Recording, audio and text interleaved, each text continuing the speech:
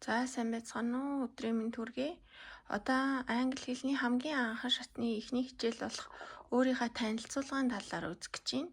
Энэ болохоор зөвхөн жишээ танилцуулга. Энд эхлээд өөрийнхөө нэрийг хэлж сурна. Тэгээд юу хийдгийг, хэдэн настай вэ?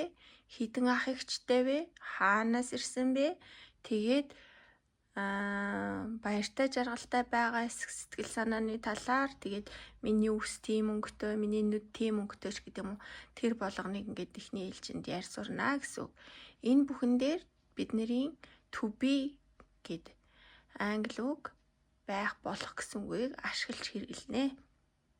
Хамгийн ихний танилцуулга дээр my name is Sarah. Миний name нэр is бол Сара. Намайг Сара гэдэг чинь тийм ээ. Миний нэрийг Сара гэдэг. I am a student.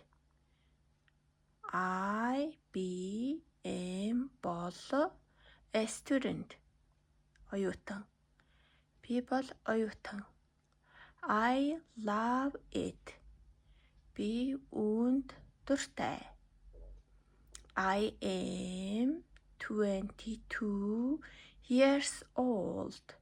Би бол 22 настай. I have 3 siblings.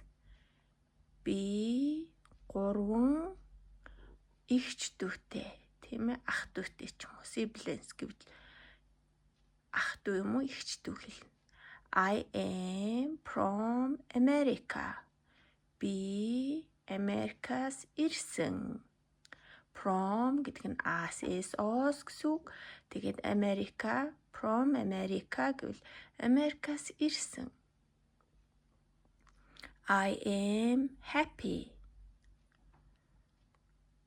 Би баяртай байна.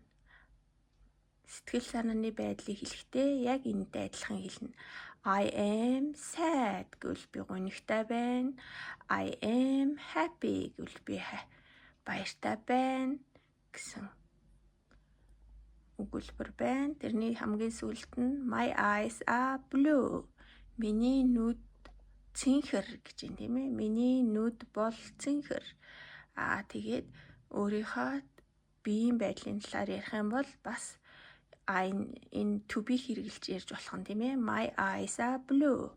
За ингээд нийтд нь харах юм бол өөрийн танилцуулга явж гин. Үүнд хамгийн эхлээд өөрийнхөө нэр my name is Sarah. I am a student. I love it. I am 22 years old. I have 3 siblings. I am from America. I am happy. My eyes are blue.